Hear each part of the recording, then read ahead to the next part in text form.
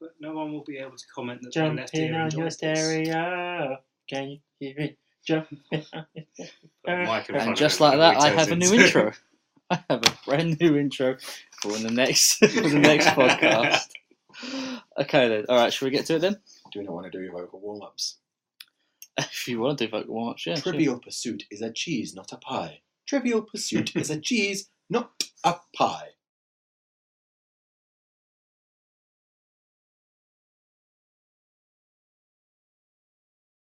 Okay, so welcome to Full Starts podcast. We look at forgotten movie franchises. To any returning listeners, welcome back.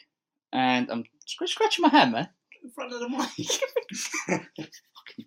That's good. Can you hear that? Can you hear that? Good. If there's any new listeners, ASMR episode. if there's any new listeners, welcome to you, and anyone who is, returning, welcome back.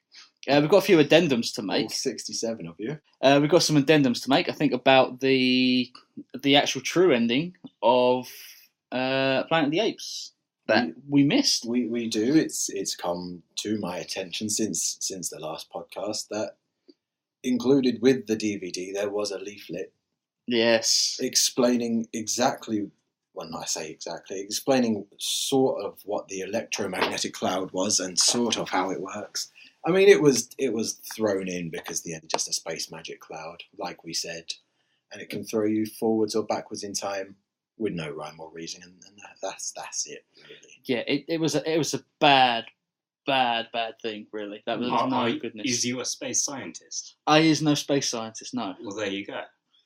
This is a complete legit thing. As a space scientist myself, Oh yes. Is you Catherine Tate from 2005? Where'd you study?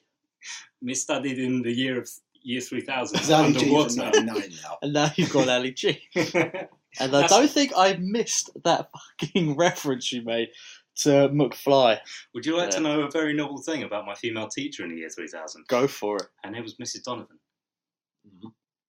And she had 3 tits. Mm-hmm.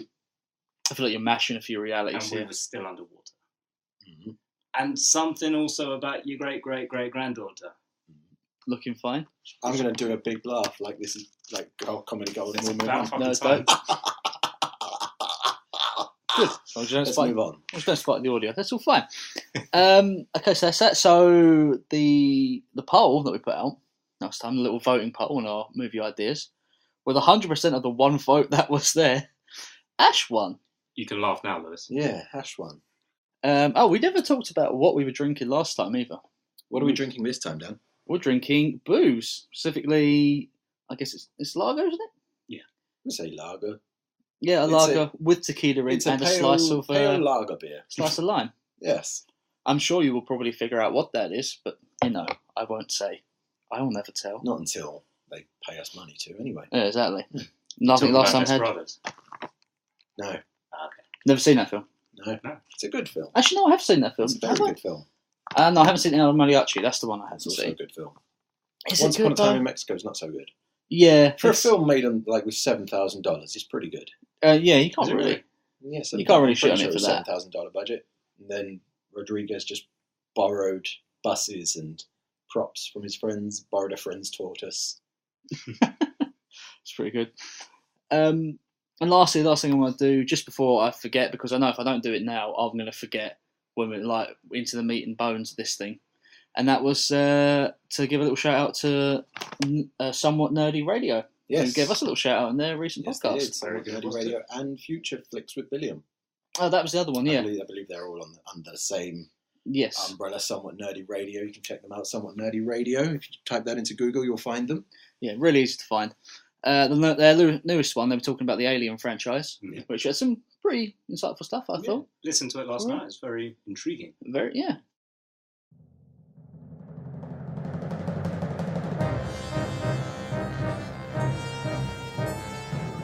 Imagine yourself on a journey with the Somewhat Nerdy Radio podcast crew as we travel through forgotten realms and far-off galaxies. Your captains, the sensational Snarf Chris and the cunning Critter, constantly face an element of danger. Welcome to the Somewhat Nerdy Radio podcast. the bright light in the podcast sphere. Download and subscribe Somewhat Nerdy Radio today on iTunes and SoundCloud, or stream it at somewhatnerdy.com. Good journey, nerds. So, I'm sure we'll have a little promo. Yeah, at the end of the I show know. if you I'm want to stick around. for pretty that. sure we've got a little promo. I'll either put it in here or I'll put it at the end. Yeah. We'll see. Yeah. So, let's get down to the main thing. What movie did we see this month that I Down made you? to business. We didn't see Mulan. We didn't see Mulan, but we did see Wonder Woman. We did see Wonder Woman. So, That is the film, the recent film that we saw. Not the full start, it's the recent film that we that's saw. the recent film we saw. So, thoughts then? I've already seen the Fifth Element film, and I enjoyed it. I don't think it needed a reboot. I don't think we needed a naive alien coming to Earth and trying to work out how average things are, and generally asking so many questions. But Lilu did it well.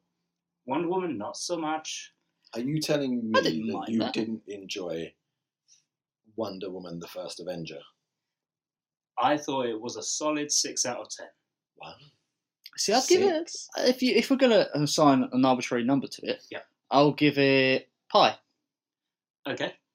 which is a number that can go on forever and ever and ever and ever. And as we know, Trivial Pursuit is cheese, not pie. However, Yes. it's also less than 6. So please justify your answer. Yeah. No, I actually, if we're going to assign numbers to it, I'd probably give it a 7.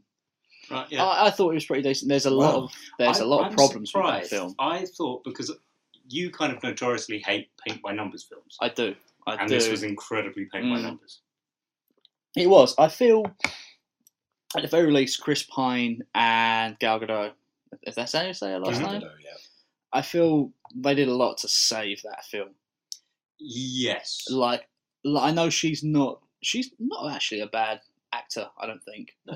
I think she's pretty good. Chris Pine, he's, as much as he is this chiseled pretty boy. Above average, pretty boy. I have a point about that. Okay, we'll get to it we'll get to that Yeah. in a moment.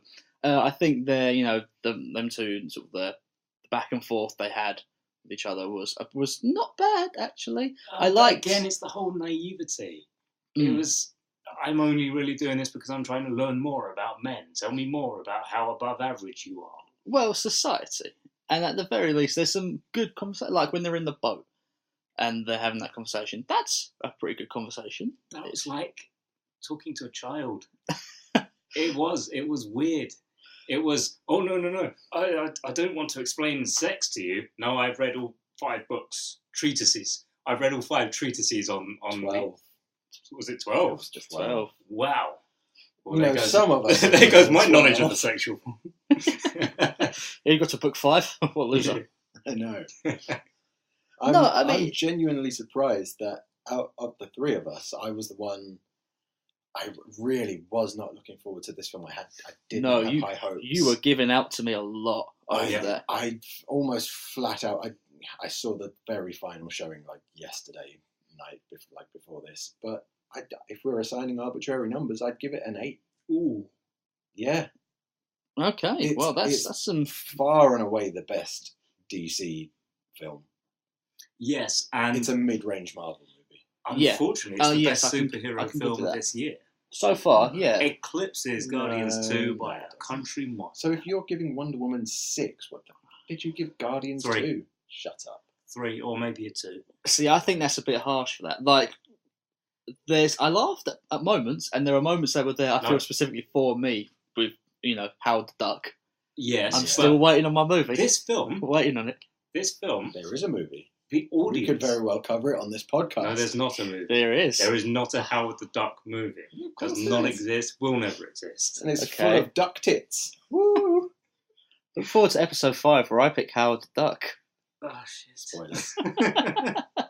Anyway, That's the point. Should we set up a spoiler warning for Wonder Woman before we get too deep into it? okay, yes. And then Dan can do his wonderful 1345. You loved it. I fucking did. Okay, so we're going to dive into deep spoilers now. So if you don't want to hear anything, that's skip to 23:18. I quite like when they're on the island, Themyscira. I could have done with a lot more Yes. there, to be honest. Yes. I like the interplay between people. And a very small bit that I thought was quite nice was she calls them out saying, oh, it's Ares, he's the one doing this.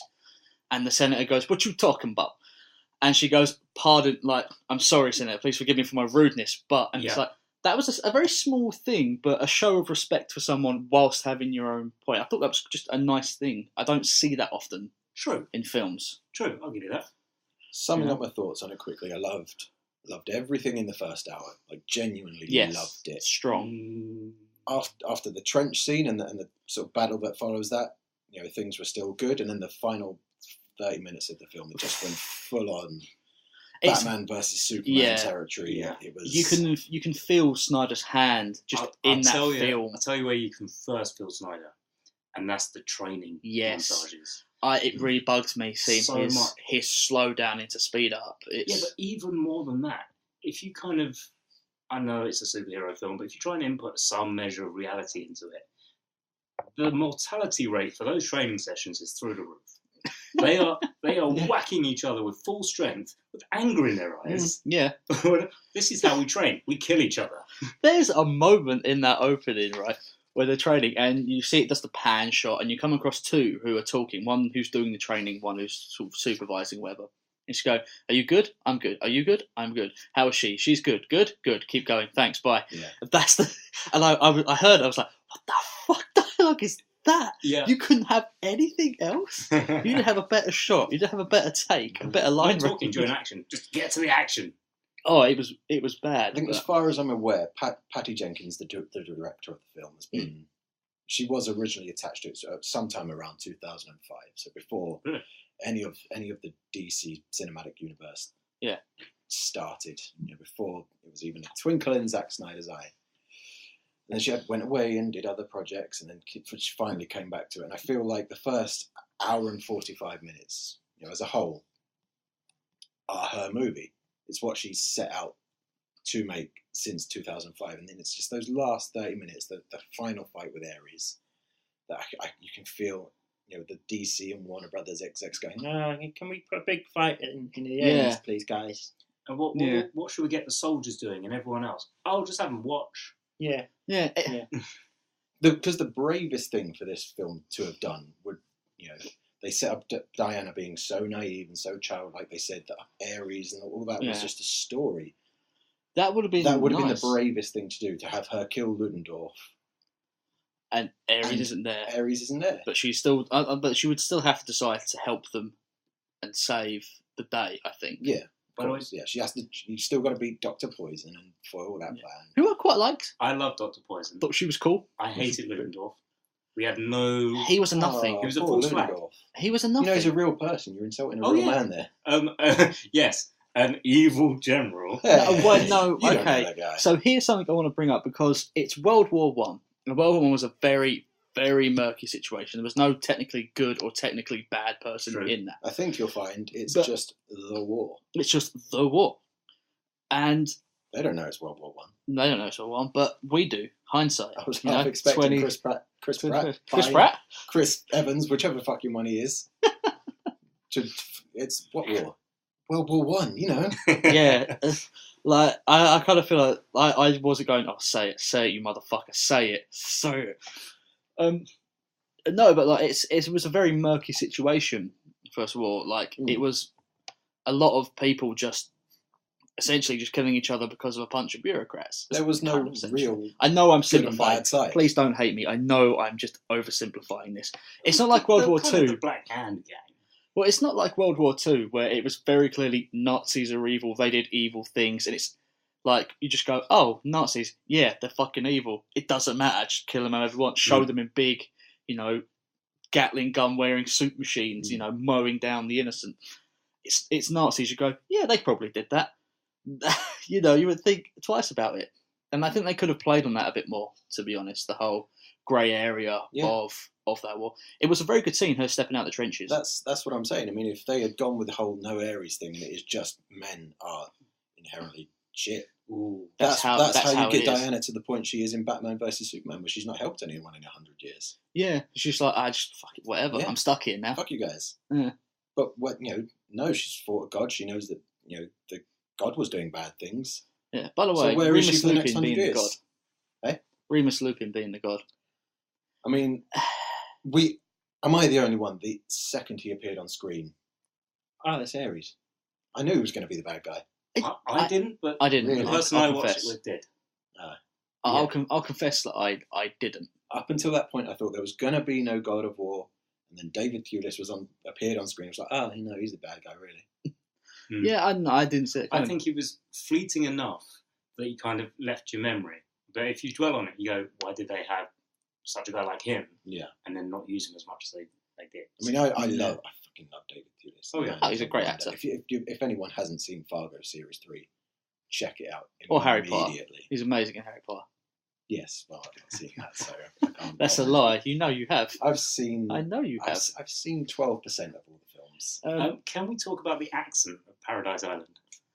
What was it? Because one of them, when General foreign. Gal Gadot, yeah, basically. when Gal foreign. Gadot says, "Oh, you got to let me leave the island," will we all leave the island? No, we have to stay here in case of an invasion. The fuck is an invasion? I think it's something to do with basketball and staying too long in the shots in the shot zone. I think. Can we talk about the politics surrounding this film? Just briefly. I know there's a lot of. I'd like to mention one. I thought the trench scene was really cool, and Wonder Woman's theme is rocking. I'd like to Yes, also point but that out, everything leading up to that trench scene was absolute bullshit. Here we are. Look, what's this over there? Oh, that's no man's land. No man can go there. Fucking light bulb. She's a woman. Yeah, that was bollocks. And I do like Wonder Woman's. You theme. say that, but Return of the King has the exact same beat. Yeah, I am no man. Yes. Stab you in the face. and then The film over-eggs it. Stab. Probably peaked it there, The didn't it? film over-eggs it. I probably It's more think delicate. yeah. It's doing her horrible, stupid scream before she stabs it in the face. Yes. Also, I quite like the fight scene, barring the last half hour. I like the actual fight scenes where she's, mano a mano with the soldiers. It looks like she's doing that, rather than the CG's doing that. So I hope she was a lot more involved with the action. I don't actually know. I believe Gal Gadot was a member of the Iranian army. I think she's put on 17 pounds of pure muscle for That this is film. Israeli slightly different. Tidy. Did I say Iranian? You did. I meant Israeli. I think I nearly said Iranian again. But Okay. yeah, so I assume Okay, she so did most of her stunts. I hope so, Spartacus. because it looked good. So we're shown in the beginning that, here are all the weapons the gods gave us. In none of those do we see the gauntlets that she wears. They all wear gauntlets, though. Yet somehow these She came gauntlets out have of the the womb with those power. on. Yeah, these gauntlets have the power to deflect bullets. She uses these more than anything. Yeah. How? I assume do- they all have the power to deflect bullets with that.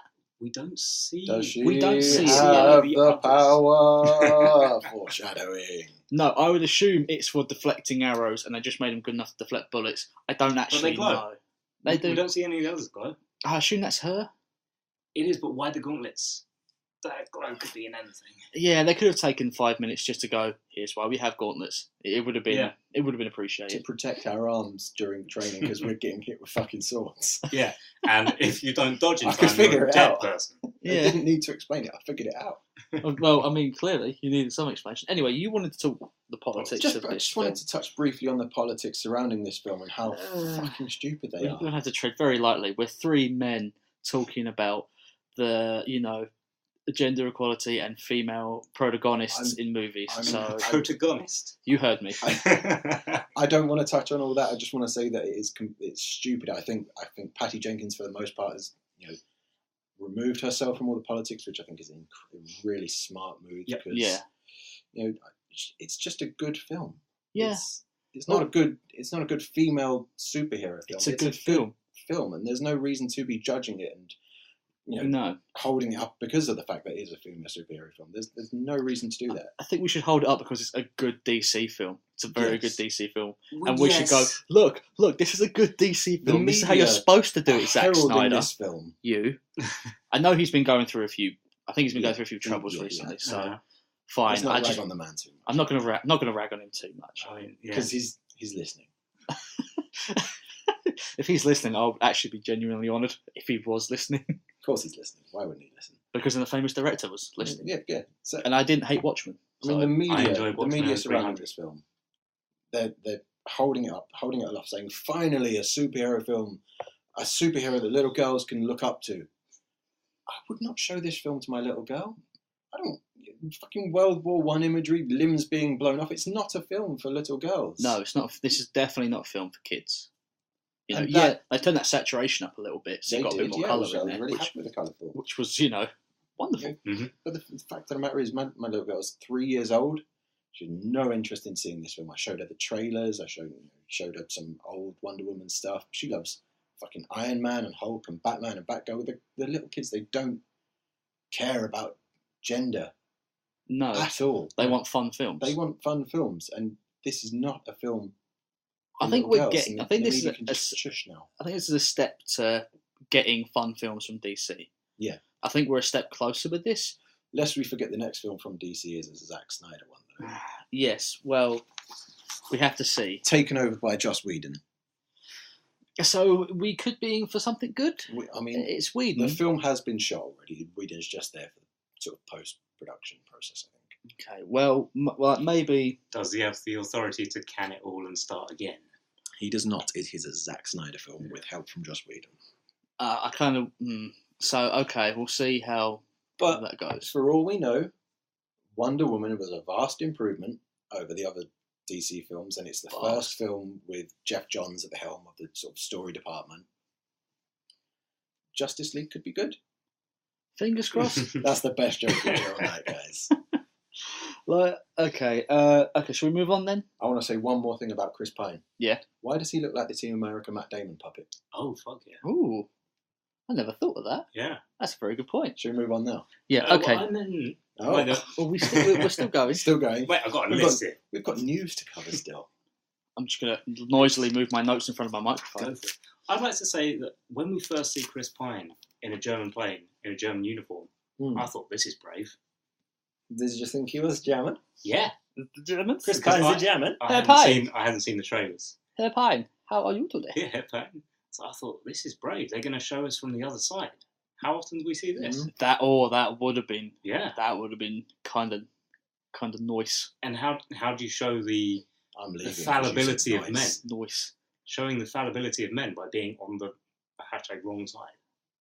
I'm leaving because you said I hashtag. know, I meant quotations. I don't Oh, think God. I don't think you can What's do the it with world Wonder coming Woman. To be honest, there is a movie that kind of touches on that a little bit. It's, forgive me if I pronounce this wrong, but Joyous Noel or Joyous Noel, something like that. Which is it's basically you see it's the trenches, and during Christmas, obviously the famous story of the soldiers coming out and just spending Christmas together because it's Christmas. God damn it! I'm not missing this while I'm in the trenches. No. And then the whole film takes from there on. It's these guys don't really want to kill each other because they've made connections and they're just, people, Yeah, and it's kind of footnote. First year, when they hadn't killed enough people. first year. And then all the other years they went, should we not have Christmas this year and keep shooting at each other? First year. Don't get me wrong. But that sort of Sainsbury's That's what you're advert at talking. Christmas time this year is going to be that sequel advert is going to be really depressing. okay. So Do you want to share some chocolates? No, bang. let us actually move on then let's move on to the media news, shall we? Movie media pre fucking stuff news. Yes. That's my favourite jingle. Yeah.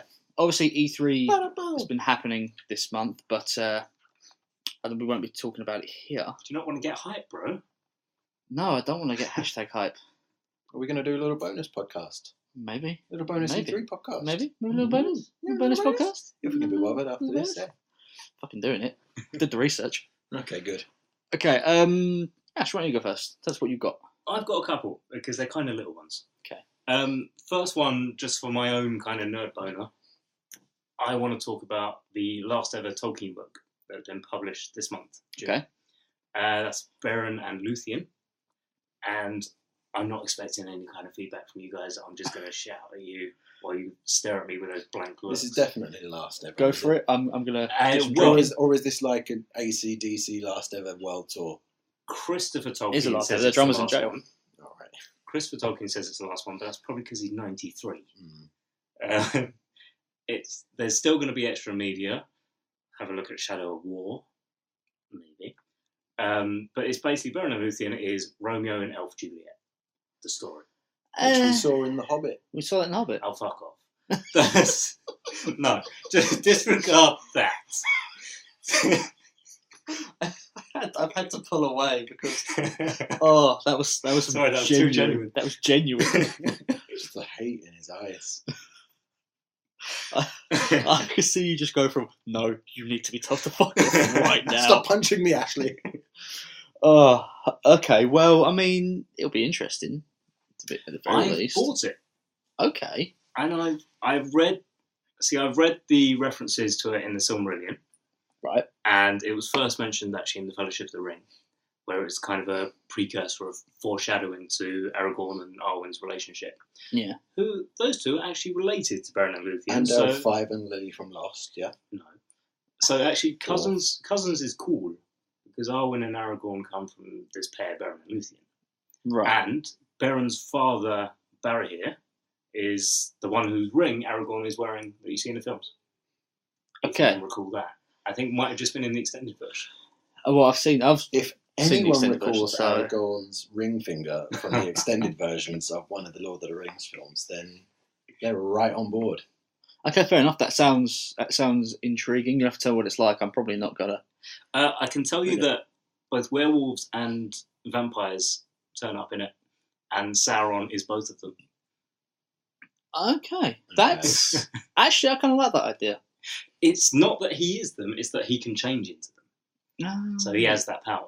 Okay, Okay. Yeah, interesting. basically, a bunch of them get massacred. One of them ends up with the Silmaril in his stomach. Right. The end. Spoilers. Cool. Did you have a second bit of news? Oh, I did. And Should I do the jingle again? please do. Movie step the news. Thank you, Scatman Lewis. Thank you. Okay. Right. Look at me like that. What you want? We've got jingles now. Judge Dredd Mega City 1 live action TV show Yes. is coming. Yes, it is. Maybe with Carl Urban. How maybe? As in, I know he loves the character. he loves it. He's probably interested in it. Do his big movie man commitments allow for it? Well, I mean, Carl Urban was in a TV show not too long back, that sort of J.J. Abrams joint, Almost Human or something. I think it aired for one season and then No, that failed. slipped my mind. It was I don't know about what you're on about. 2015, I think. Okay. See, I know very little about Judge Dredd outside of the 2012 film. Well, let me tell you something. He is the law. Oh, yeah, He is the law. I've learnt that, yeah. But I think that both of you will agree with me that... I'll start again. It's a little Sure, you can start again. far from my bottom. You can start again if you want. I'm keeping it in. Okay, I'll do it exactly the same. I think that both of you will agree with me Yeah. that it was a great film, and I'm excited to learn more about the universe through this show. I actually If it haven't is a seen sequel to the film. that film. I believe it's a prequel. If it is a prequel to the film. I mean, I'd I'd happily watch it. I know a little bit Anytime. of the comics. Like, I kind of hope they bring in Judge Death because he seemed kind of stupid and funny from the comics. And the one scene I particularly remember from reading the comics I'd seen was Judge Dredd blowing a cross with flame rounds into a vampire's chest, just There going were dun, dun, dun, dun, vampires? dun, dun, dun, into essentially a vampire's chest with flame rounds. I thought, that's pretty rad. That's pretty Cool. cool. There were slow motion drug scenes, so Yeah, Zack I mean, Snyder if- eat your heart out. If you like The Raid, then check out Dread. Yeah, I mean, Basically. yeah, basically. If you like anything Alex Garland did, if you're a fan of 28 Days Later or Ex Machina, he's the director of Dread as well. So I Okay. highly recommend it. Yeah, Did that not should get be- on with Ex Machina. Again, not seeing it. There's a When- lot. when- I missed a let's not lot do this last now. year, a couple of years ago. Did you want to take your news? Yeah, all I really want to do is because we didn't really touch it last time, and I kind of want to bring up in more detail was the Castlevania series Mm. that got announced, being R-rated and all that. Yeah. I don't know how much you guys know about Konami and their burning of bridges everywhere. Their business model in general. Yeah, basically, I've had a lot of hate for them for the pachinko machines they've been pumping out, which I think I went off on one when the Metal Gear 3 You did. one came out and it showed you what it would look like in the new Fox engine, and I wet my pants because it looked so good. And then it was pachinko, and then the just pure rage that burst from me when I found that out was was insane. So I don't. I mean, and one part of me is excited, but the other part knows that Konami does not give two shits about this. Yeah. And it could be terrible. It could be awful because Konami just doesn't care about its properties anymore, apart for gambling machines. So how big are you on the Castlevania kind of lore? I mean, I went through 1, 2, and 3, Symphony of the Night. I think I went through X or Under of Blood, one of those two. I'd played the newer ones quite a bit. What are they called? Castlevania. They've got a particular subtitle. I can't remember the name of the new ones. They were okay. I've played a bunch. I've known some of the lore. Are you happy regardless of Konami's business model, but you are getting new material? Yes, I am. I mean, it's an old franchise. It's one of Konami's pillars. It's one of the biggest names to come out of the NES era. You know, it's a big name, and it should be. It doesn't get as much reverence as say Metroid or one of those other franchises, but it should be respected. It's a big franchise, and there's cool and interesting stuff in there. And I'm cool this new material, but I have no confidence in Konami to care for this, to put the love into it that it deserves. Do we know anything? Is this the story of Simon Belmont, or I haven't heard anything yet. You'd imagine it'd be some. I'm going to assume something to. And they're going to start with family Simon. in there. I mean, it'd be ridiculous to start with someone like Richter or what's his name, Alucard, or something like that. It'd be ridiculous to start with one of those guys or people later on. That's Dracula backwards. It is. He's so edgy, isn't he? Actually, Symphony of the Night is a really good game. If you've not played it, not keen on the Castlevanias? It basically, that's when it started to take more inspiration from the Metroid series in terms of exploration. Mm-hmm. Going from sort of linear, but sort of branching paths, going one way through a Castlevania into a more openish Castlevania. So, I'm cautiously optimistic, I guess, about this. It's a good way to be about most things. I guess, yeah. I'm not cautiously optimistic about my bit of news. Go on. I'm pretty angry about my bit of news. So many pictures. I don't know if you've seen this. I have. I wanted to talk about it, but I didn't want to steal it from you. Yeah, they've unveiled their clean version initiative. That's what they're calling it, and basically they're taking a bunch of their films. I have a list of a couple of them here. Yes, please bring them up because I know Spider-Man's one of them. Yep, 51st Dates, Captain Phillips, Crouching Tiger, Hidden Dragon, Easy A, Inferno, Moneyball, Talladega Nights, the Spider-Man films, both amazing, and Sam Raimi's version. They're basically taking those films as made as the filmmaker intended them to be, and cutting out sort of any swear words, any notion of violence, and making them family friendly. Aren't most of those like 12s or 12As anyway? Yeah. Yeah, Spider-Man, I think the original Spider-Man, Sam Raimi one's is a 12, isn't it? It is. I think it might even be a PG. No, it's not PG. I mean, this happens obviously with airplane versions of a film, or, TV versions of a film, and they're not charging extra for this. I think it's just a special feature on digital versions of the films, but it's still baffling. It does seem... Well, because my 3-year-old has never once come up to me after watching Sesame Street or Justin Fletcher on CBeebies and tugged on my trouser leg and gone, "Daddy, can we watch Captain Phillips?" Not once. I don't think... You've obviously raised her wrong. Yeah, obviously. Well, I mean, you haven't brought her into the world that it's Tom Hanks.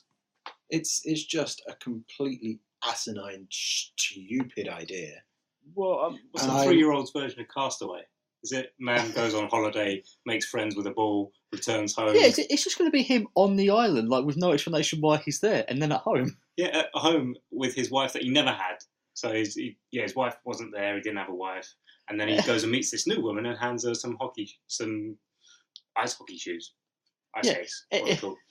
It's going to be literally here I am at work. Now I took a holiday by myself on a deserted island where nothing bad happened to me, and now I'm going home. That's what's I mean, there is gonna Well, already a that's a service shame. that provides this as well. There's VidAngel. I think it's based sort of in Utah, a heavily Mormon state. It might even be run by Mormons. Yeah. But if you really, really want to watch Step Brothers, you don't want to watch the clean version, and you don't want to show it to your child, your 3-year-old, 5-year-old, 7-year-old. They don't want to watch ball sacks on a drum kit. Yeah, but who like that? It's obviously not going to be. They're doing for that film. Ghostbusters. Yeah, that was the weird one. They're re-editing Ghostbusters. I'm not showing my little girl an edited version of fucking Ghostbusters. Hippie by day, Ricky Martin. Yeah, it's not happening. And I know Seth Rogen's not happy about it either. Yeah, well, I mean, we know Sony's gone a bit. Well, at least the movie department has gone a bit mental. They've gone a bit crazy bonkers. Yeah. Like, I mean, because they're going forward with a Venom film that's not going to be connected to Spider-Man in any way, which is strange to me. I don't think it's as strange. It seems as strange to you guys as it is with them. We haven't had a definitive bit of Venom in a film yet. Yes, he's in Sam Raimi's third one for all of 5-10 minutes. It's not enough. It's kind of making me worry because, kind of like your Castlevania news, recently it came out that the Wheel of Time fantasy book series Yes. is being turned into a live action TV show. Yeah. By Sony Pictures. Mm. Yeah. So, kind of like you, I'm hyped that it's happening, but I'm reserved because it's probably going to be one of those things where I'm going to love and hate it at the same time because there's going to be so much I'll condense and they'll sonify it. I think we can all agree that Sony Pictures right now is in a bad place. They're in a bad place. And if anyone wants to have a really good laugh at their expense, there's a brilliant Dorkly article about everything surrounding Amazing Spider-Man 2. I'm sure you can find it on Google or Dorkly if you search. Probably Dorkly. Yeah, you'd assume Dorkly, wouldn't you? Yeah. So, yeah, throw up those police symbols. I'm just telling him to bring his mic up a little bit more. But I didn't want to, air it out Right. on the things. Now it's there. But that's your own downfall. It is now. Okay, so I think that kind of wraps it up for our news. I think that for wraps this it up month for movie news and reviews. and stuff. Closing jingle. So Jingle, jingle, jingle, jangle, movie news and reviews. I might just use these. I was literally gonna pull out my guitar and just write some stuff for it, but I might just use Too late these. now. So let's talk about the False Start movie, the movie that never got its sequel. What was that our I full picked. start this month, Dan? It was Masters of the Universe. Who picked this movie, Dan? I picked this movie Why did you pick this movie, Dan? because I love I you. would like you to read what I've written at the bottom of my notes here. That's quite big letters. Yeah. I've got some What'd you facts, write? some history. So boring is what he wrote. I was compelled to write that.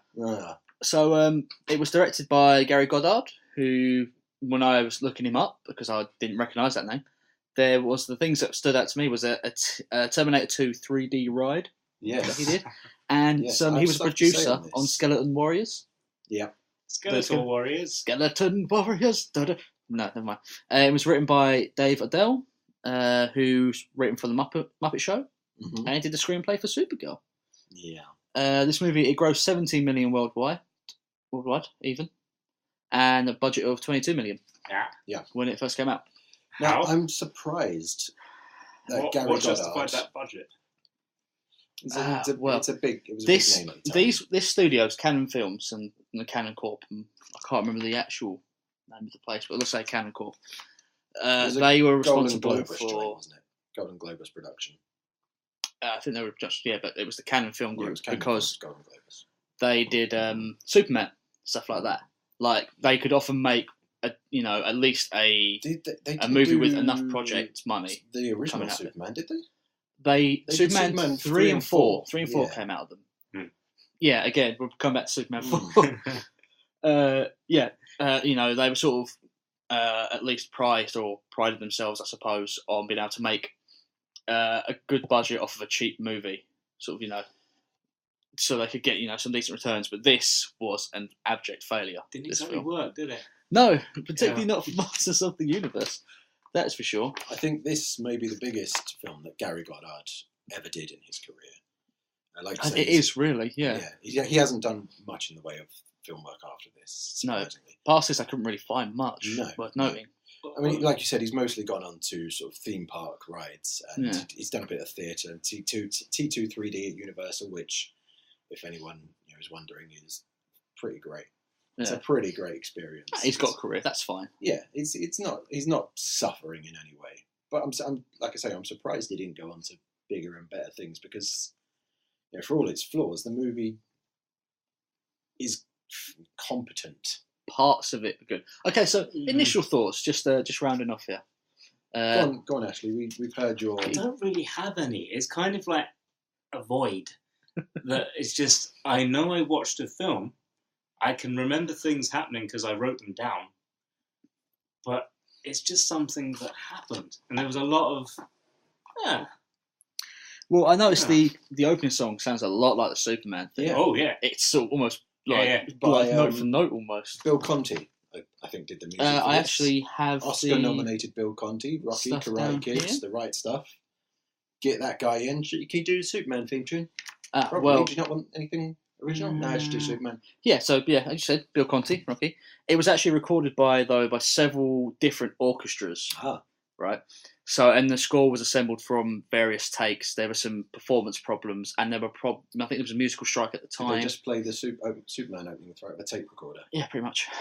Did they show them the film and they went, oh, so there's performance problems there, we should just follow suit? It was basically, there was a lot of orchestras like either not being in tune or not being on time, so they just compiled stuff together to make the soundtrack But it's work. not just the sound. It's not just the music that is Superman's music. It is the logo. It's the opening credits. They are straight out of Superman. They come are on straight screen out and of they Superman. Zoom off into space. Is this throughout the soundtrack or just for the opening? No, I think it's just the opening. I didn't really. The opening's Yeah, just really. Superman, but the rest of the Through soundtrack. 4 orchestras.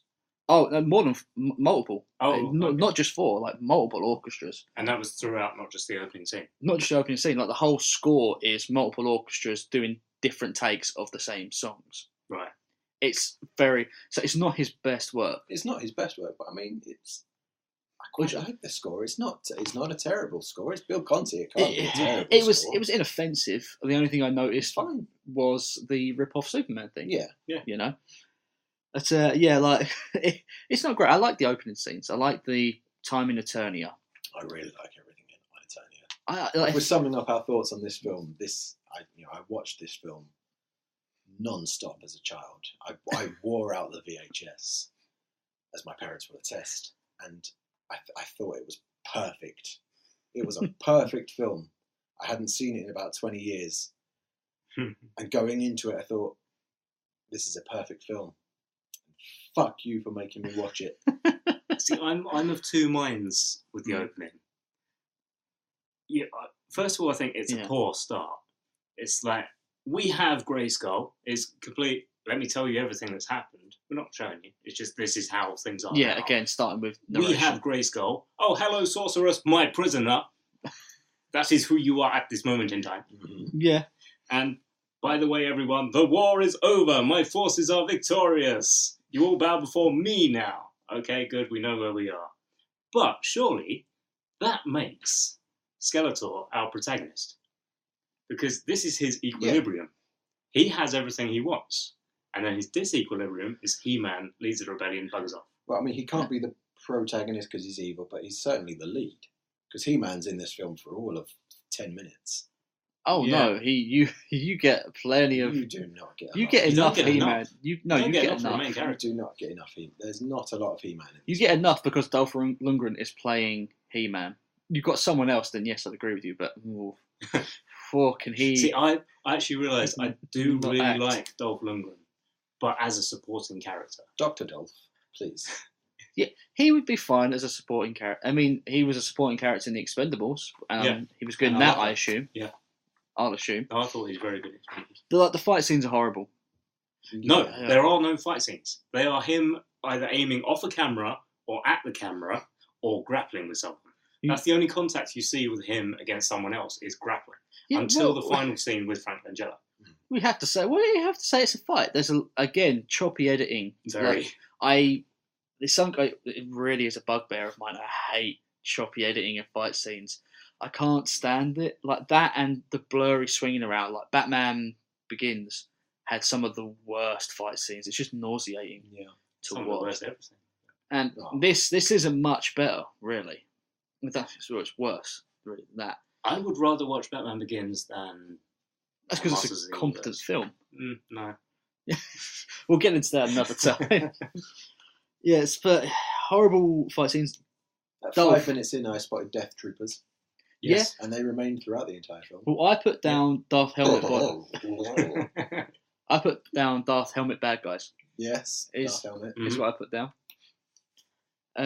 Dolph, he looks bored yet gassy throughout this movie. Have you Throughout every noticed movie, that? that's Dolph in general. Like, That really is. that's not just me. That's not just me, right? I want to point out Gwildor, Oh, of that the fucking replacement for leprechaun. Orko. That creepy leprechaun. I'm going to write down that name because I could not remember what the hell Gwildor, it thank was. you. They say I'm not it gonna a quiz time you. throughout the film. He looks like if Gimli and Hoggle from Labyrinth had a baby, And Melt. and if the kid from Mask and one of the trolls from Troll 2 had a baby, and their babies met and had a baby, that's Gwildor. I mean, yeah, I Yeah. couldn't stand looking at him, to be honest. I mean, beside the fact that the makeup I think is terrible in But- this film. Anyone in prosthetic makeup in this film cannot move their face. No, Skeletor was the worst. Yeah. Like there are times where he's speaking lines and it's like nothing's moving here. There's no How much ADR was in this film, do we think? Oh, I wager at least 112% of the film. Is I ADR. reckon everyone did it but Dolph. Everyone No, did there was a ADR lot. but There was Dolph. a whole lot of Dolph ADR, like, especially at the very beginning.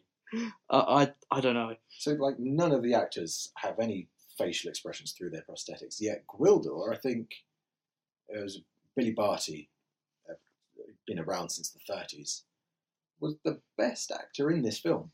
Even with his ear ejaculation, he was the best Even actor with in his this ear film. ejaculation, even with the fact that you could see his mouth through his prosthetics, even with the fact that he could not move his upper face at all, there was emotion in the eyes. He is the I best will actor give in the you film.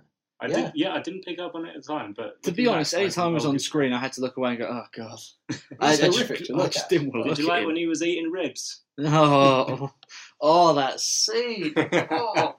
Okay, so yeah, this fucking gremlin.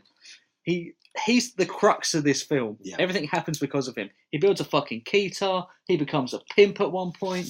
Yes. I just It's a pink Cadillac. he has a pink Cadillac. He wears It's a a pimp gremlin hat. exploitation movie. Like I was waiting for the nail and the pimp chalice. I was waiting for the whole shebang when he came out. I can't. I can't. Did anybody else notice that the sorceress is Monica's mum from Friends? Oh, really? Oh, I didn't notice that. Hmm. Yeah, So we had Monica and Monica's mom. Monica and Monica's mum. Awkward jingle. Anyway, so what do people think of Evil Lynn? Out of curiosity. I liked her. I think, where is she and why is she not doing Rita Repulsa now? Yeah, she could have been doing Rita Repulsa. She's probably in her 60s. And Rita Repulsa's pretty old. She could have done Rita They Repulsa needed fine. hot young Elizabeth Banks to do it. Mm. Because the studio mandates that it should be hot and young. Ooh, mandate. I Look know. at you. Cracking out Man. all the big words today. You are. Well, she said of her character, Evil Lynn, because I picked up some choice quotes, she's just doing her job and she knows how to get results, even if it means being harsh. She feels that she's probably not an actual bad guy, just doing what she needs to get by, essentially what she feels. Her eyes weren't augmented in this film, None but of this apparently her comes off chest on screen. was. No, none of this comes up on screen, by the way. Oh, No, that's all. sorry, I'm blowing over your wonderful chest revelation. Yeah. Um, No, it was a Blow weird over point your that was wonderful brought. Like, chest. it's more bringing this up because Wikipedia brought it up rather than I brought it up. And yes, I did go to Wikipedia and find this choice quote. It was weird that they mentioned her eyes weren't augmented, but her bust was. is she not Adam Jensen?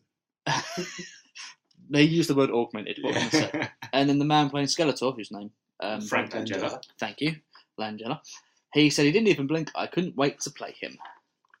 It's fair enough. I Which mean, is a Frank fair- Langella does seem like he's having a shit ton of fun in this film. Although, He's the only one. and for such an emotive actor, like you look at Frost Nixon, you watch what's that Robot Liam Frank. Neeson film? Not. It's Taken? Not that, it's not Taken that it needs two. to be. Unknown. Robot Taken three, Frank Unknown. is one of my favourites. Was he a Frank? Yes, he was. He was Frank. He was Frank. Surprisingly Yes, enough. he was. Yeah, of course. Yeah, you watch that. He's such an emotive actor, and you put all those prosthetics in front of his face, and you lose him. Yeah, I mean, really, it's kind of sad, really. But I mean, he's the only one He really couldn't have getting known into that this at the film. time, though. Taking the job, he couldn't have known that he I- wouldn't yeah, be I- able to emote through the. I also don't know what else he was doing at that time, whether he You was guys, such I'm an going to accomplished. defend this film so hard throughout this thing because it is a perfect movie. I see. I know you're lying. That's the thing. But you can go for it. All right, it might not be perfect, but I really enjoyed it. Okay, what was your favourite bit about travelling to Earth? The Okay, trope that every yeah, so- film does. So and let's it's go there. horrible. So we have the whole we're on Eternia. Yeah. And the fight's going, and it's actually kind of interesting. I'm happy to watch this film when it's on Eternia being He-Man. But it doesn't actually do anything in Eternia. It's like, Well, we don't get enough time no. in Eternia. And actually, the original draft had spent more time on Eternia and Snake Mountain. And Beastman had a speaking role, really. No. And the original twist would have been that He-Man's mum was from Earth, which would have been, No. yeah. No. So I'm kind of glad they cut that, but I kind of wish they kept it more in Eternia, because it would have been more interesting. But I had this whole fight. The fucking creepy goblin built a keytar. Essentially, he built a I have a keytar. problem with the keytar. No, Apart it's, from I do have a it's, problem with it's a this. brand new Japanese synthesizer. Whatever you want to say, man. But he builds this thing by just basically slapping the shit out of it to get them Yes. out of there to Yeah. go to Earth. And then from And that he's point so on, surprised that he made it work. yeah, He built the fucking thing. He and built then, two. and then I land on Earth, and then it just like the whole movie dies. It just Yeah, dies no. then and there. Yes. It just, No, The minute it goes to Earth, I mean, I watched this film. It took me 2 times to watch this film. I saw the message And and the- just completely lost your interest. Yeah, the first one, 40 minutes in, is before the kind of the I think- mercenaries arrive. Yeah, they're Yeah, so they're on that's- Earth, and you're still getting set up with Courtney Cox and Yeah, so whatnot. you're getting all the we're on Earth, we're scouting it out. Here, look, is a chicken and ribs place, whatever. And then, hey, come and watch my band perform. But by the way, it's just me. And Yeah, that's it. That's where I just lost it. I went, no, I'm gone. So yeah, I ended up watching it about 3 days ago. you guys are wrong. Because the diner scene where we first meet Courtney Cox. Yeah. And she's talking to her friend. Monica's talking to her friend. And there's exposition in that scene. Mhm. But in that scene, the exposition is done fairly well. It's pretty standard for the time. We find out that her parents are dead, that her boyfriend's a bit of a dick, but not once does her friend go to, hey, your parents are dead and your boyfriend's a dick. No, Yeah, you but don't that is find ruined. that the parents are dead in the diner. You do. When you infer it, you know that they're not. You don't really she, find out she till says the- she gets at the into his grave. van. I want to swing by the cemetery, and then he's like, "Oh, there's nothing you could have done."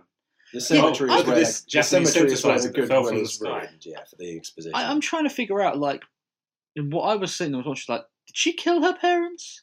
Did she kill them? Because I couldn't quite figure out No. where her guilt was Something coming about from. a beach.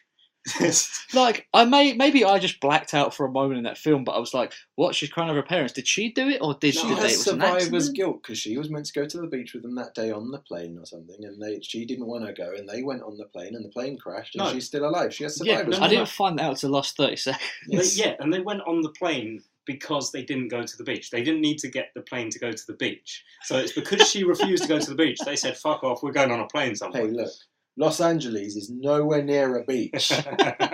I goggle mapped it. It's nowhere near a beach.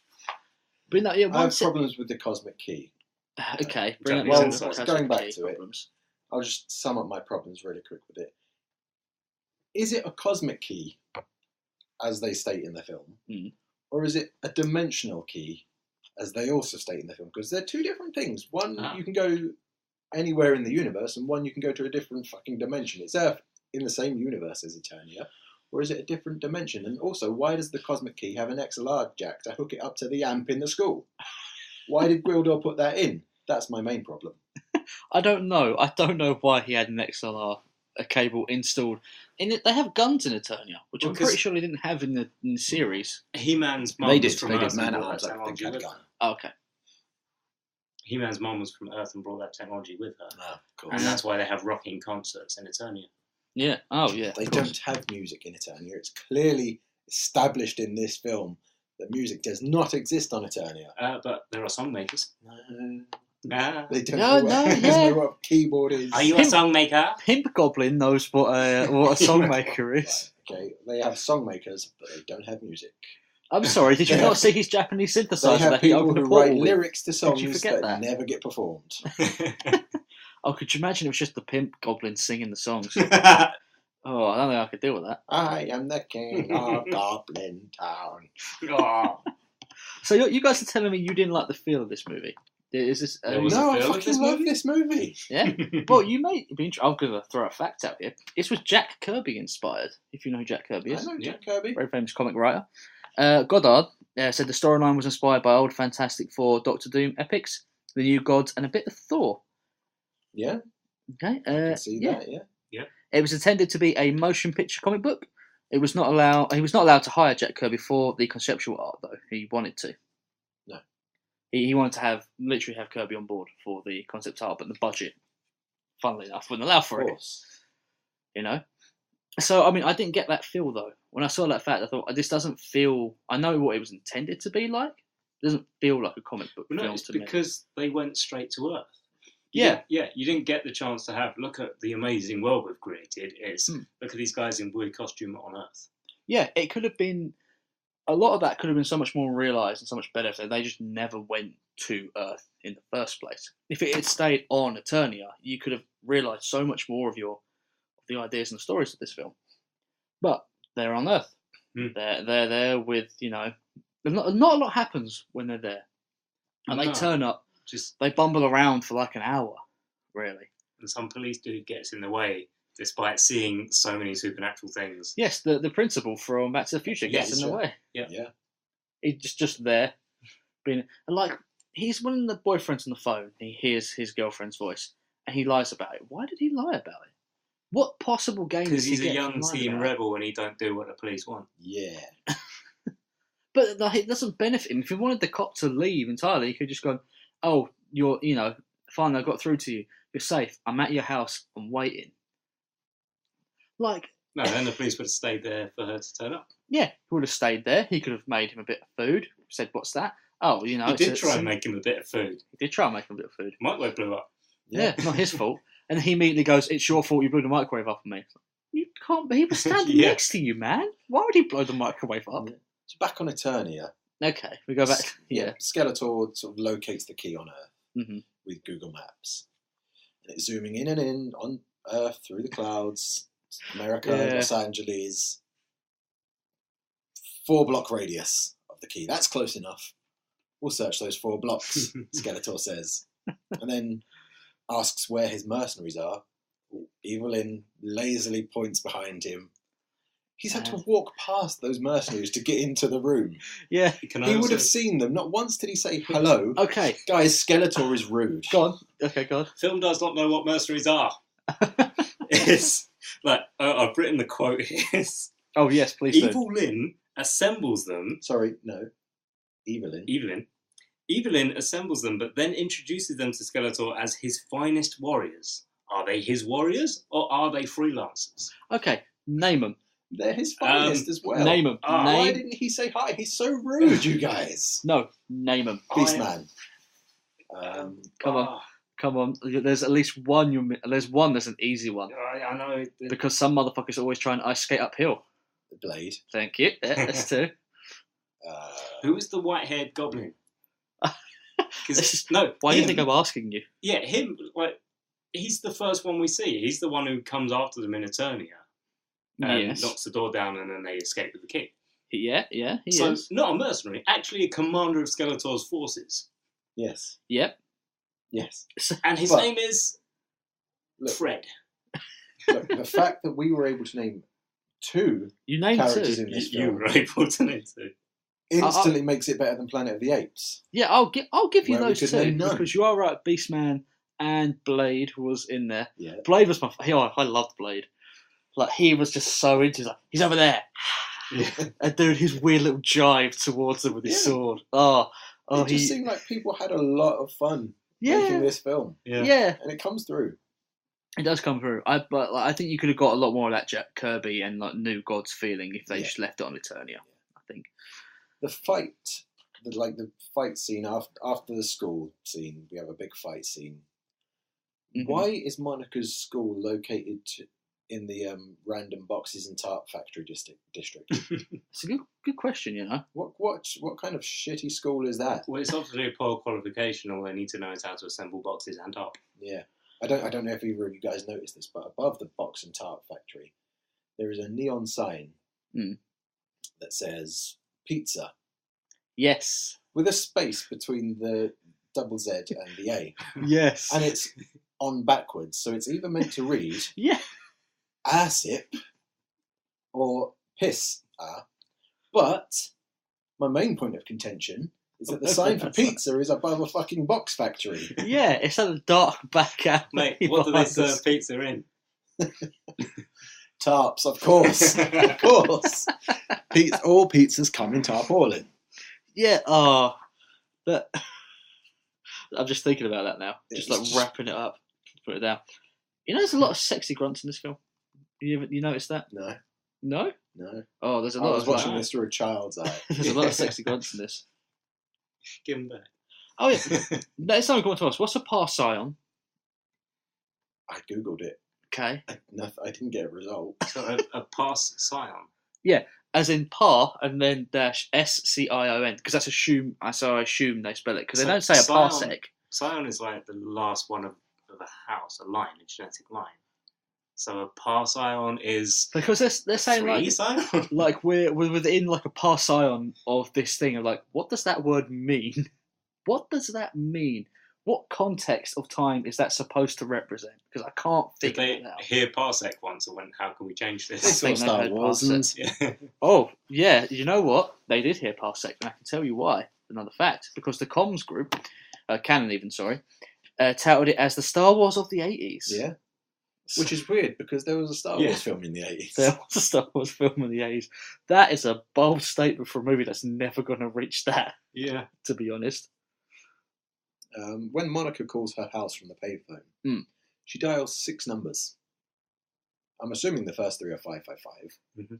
Yeah, got to be, yeah. American phone numbers are 10 digits long, so like either she's got a really, really good phone number, or she has turned her home phone into a premium rate number and is Wait. raking in the money from the PPI calls and insurance scams.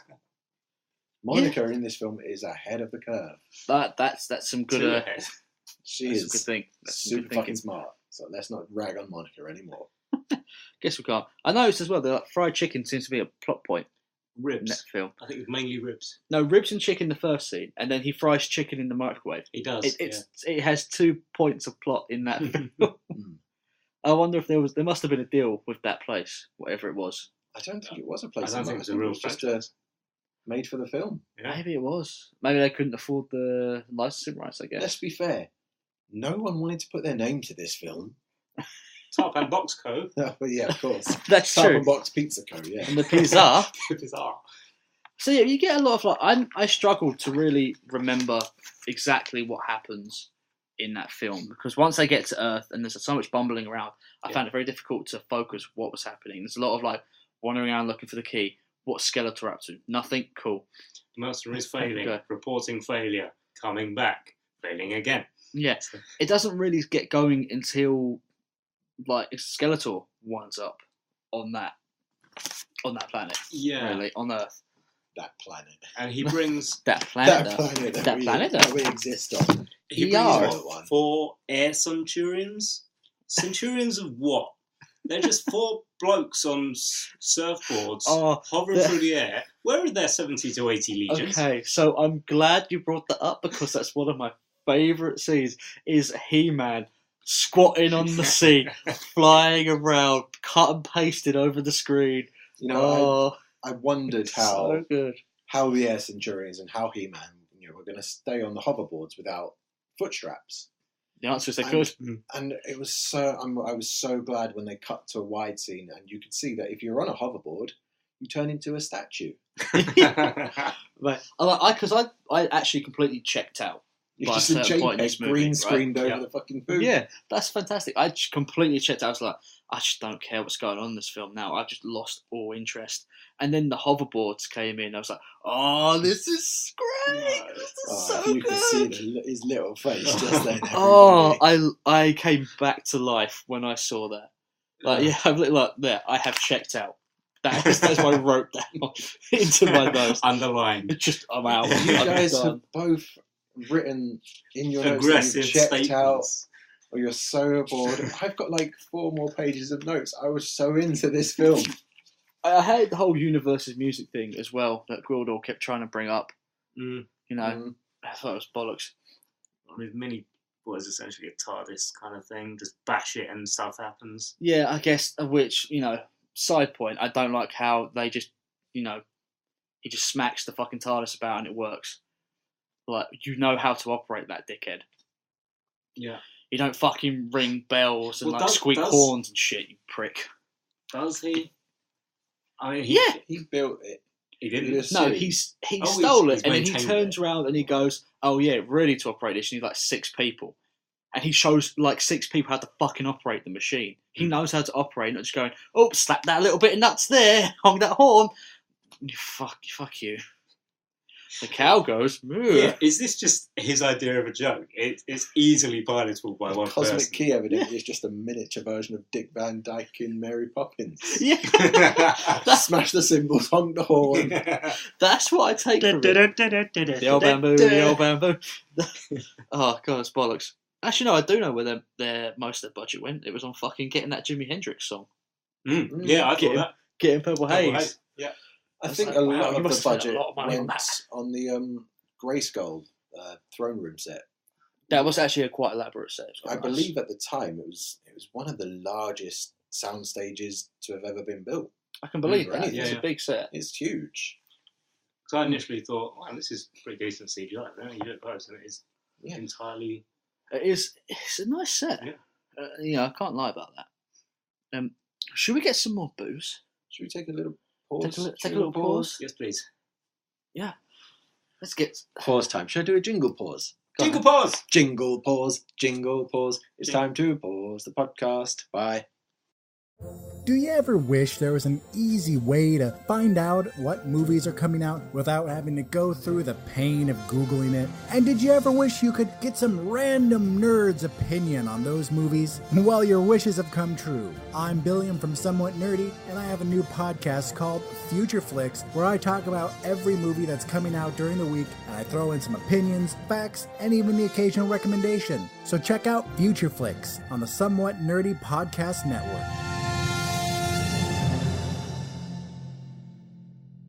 Hey Dan, Thanks. guess what? What? Hey Dan, Yeah. guess what? What? We've got a sponsor I'll do it. this week, month, Okay. time of the year. Who's Can I sponsoring guess this the week, sponsor? Go guess the sponsor. Would it be Father Time? No, No. no, Is it Father Thames? no. Okay. This month our sponsor is nuts. Nuts. Everybody, have some nuts. Who's nuts? Any nuts. These nuts. Thank you. Unless you're allergic to nuts, in which case, have a vegan alternative to nuts. Nuts are vegan. I don't know. Nuts. Okay, so Nuts. back to He-Man, to Her-Man. One thing I'd like to say to Dan wasn't willing to Masters. do a sponsor this month. I should come up with that on the spot. You're Sorry. doing them every month. Yes, we are every month. Every month. You're Until doing someone next time. sponsors us. So- if you don't like the sponsor bit, sponsor us. Yeah, get rid of them. Actually, I would pay. I'd pay for that. Done. I'm hosting next month. Everybody we've got our first Pay me. sponsorship deal is one of us. They will pay you. I can cut him out. Mm. Okay, so you wanted to bring something up, I believe. Actually, one thing I would say is because of Masters of the Universe, I'm now watching She-Ra. Yeah, I've been watching a lot of She-Ra. Yeah, Actually, it's pretty great. It's there's a lot of janky it's animation. objectively great. There's a lot of weird face things where they're just almost like they're tripping on like the most amount of LSD a person can take. Mm-hmm. And their face is 12. just like, yeah. 12 is the most LSD a person can take. A man speaking from experience there. Yeah. Well, This month we're sponsored by LSD. you come from my head. Of course you are. Stu. Comes in packs of 12. Yeah, She-Ra's not bad. Do you prefer She-Ra or He-Man? I don't know. I don't have much affinity or love for either of them. I only watched He-Man. Well, of the two, I only watched He-Man as a child, and I remember very little. And I didn't see any She-Ra, and now I love it. I mean, there's cool characters and there's shitty characters in both. You know. Oh, there. Well, as in relative terms, as cool as you could get for the time. baddies are terrible, except for Shadow Weaver and her rocking boobage. Yeah, that's the one I'm talking about. She's cool. And that witch woman and her broom. What's the point in having her around? I don't know. It's basically the weird thing with the rainbow ears that are its wings. Yeah. That thing's weird. It's based But because it's got to have rainbows, okay? Because it's for girls. Yes, Well, Bo as turns does the out- flying unicorn. Girls love rainbows. the flying unicorn, which in the episode where She-Ra first finds out she's She-Ra, jumps on her horse and he goes, "Hello, I can fly. This is my name." I can also talk. To Yes, I can talk to you. Yeah. I was like, "Yay! Brilliant writing!" Just suddenly, it's like I have a flying unicorn now. Like He-Man gets to ride a tiger, saber-toothed tiger, and she gets a flying unicorn. I love the first episode. We're introduced to Bo, and he's sitting there in the inn. Like, Oh, Bo, he's the dude with the daggers. no, with the yes, Yes. yeah, Yes. Bo's the dude with the daggers who throws them really far on the end of a stick Yeah. with another stick and string attached. What do they call it? A bow staff? Yeah, a bow staff. A staff. Yeah. But yeah, and he's there dressed as Strider basically, and he's this cool, mysterious character, and he has this fucking Furby on his shoulder. And it's Oh like, god, yeah. it's like, hey, I want to be cool and mysterious. Now let's go to the familiar shop. What do you want? I want that one. I want that Oh my fucking God, rainbow-eared Furby. Oh, Bobby, for them. Ah. Feed me. Eh? Yeah, but then he takes that coke off and he's got a heart shape in his leather. Oh, he's so flamboyant. He's very flamboyant. Oh, it's so good. I have no problem with that. No, I love the fact that he's so open about it in this time period. My wife's Yeah. Furby died recently. Oh yeah. A new Furby or a genuine Old, Furby? old Furby. Was it Good. death from a Genuine bat? Furby. Was Mine it a got cricket cold bat that once. killed it? No, she wouldn't let me. But I Yeah. was overjoyed when it died. And she's going to listen to this. Did you hang? And I'm going to get punched. Tell me you hung it from the rafters. No, I let it Doesn't have a live. neck. I let it live. It lived for like close to 14 years, I think it was. Gee, they last Wow. that long? Yeah. Wow. It was still going strong until the day it died. Didn't know they could last 14 years. It's older than some cats. They got new ones out. They got apps to go with it. Yeah. Yeah. We're off topic, aren't we? Yeah. No, we're Sweet. not off topic. We're full stars. Ah. Podcast joke. Oh, Oh, they're better than us in every way. Let's not plug other podcasts that haven't plugged Yeah, us. but wait until 14 years when they run out of battery. Yeah. Take that, you guys. We'll all have like television and media in a digestible pill, so it'll all be fine. That's what I'm holding out for. Seems highly inconvenient. I'm hoping for that, or an enema style version. I'll be fine. Do you know what's difficult? What? Segues. So after the music shop fight, Yeah. Okay, let's go back to that. There's a principal. What's his face from Back to the Future? Isn't there like two musical shot fights? We're talking about the one.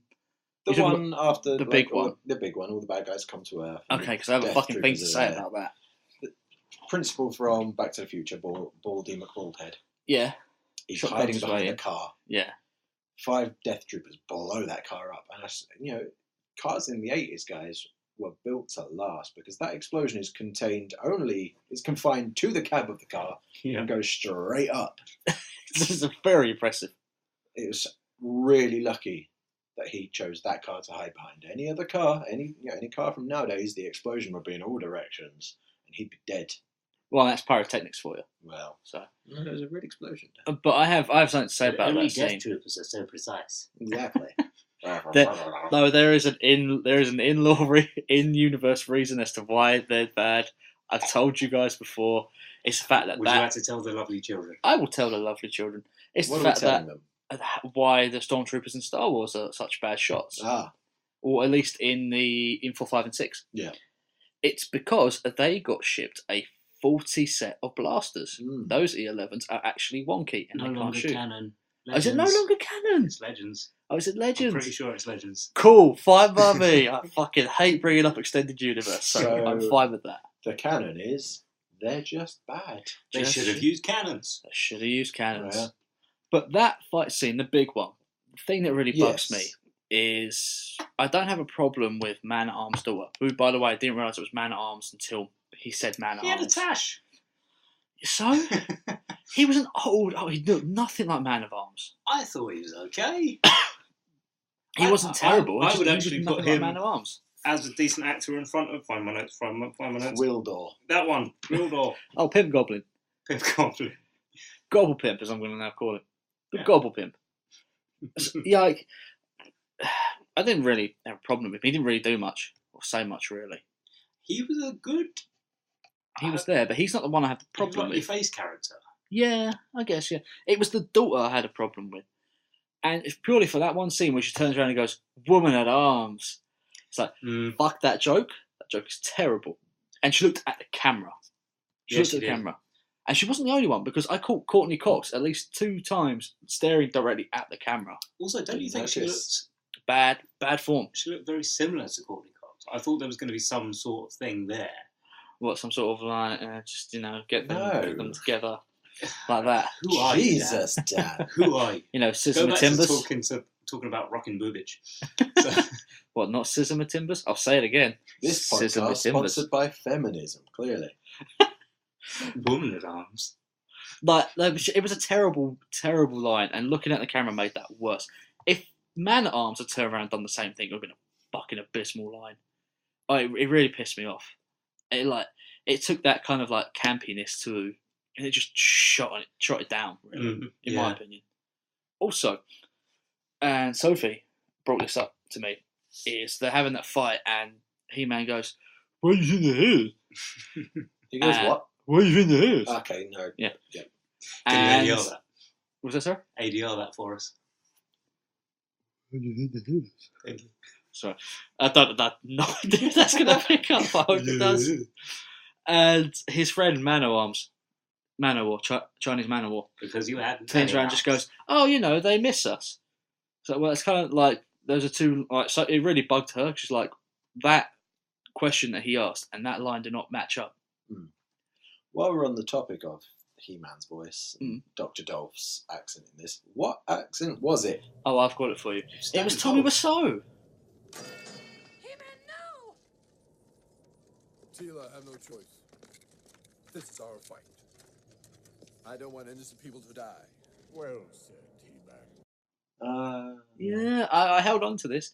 It's clearly that I did not. It was Tommy Wiseau all over. I have the power. No, yeah, actually, yeah, I did catch that a bit. I will not harm you. No. it was that was his accent through this Yeah. movie. Yeah. That or not acting. Dolph plays himself, I'm sure of it. I mean, he plays himself in every role. They keep referring to Earth as a primitive planet.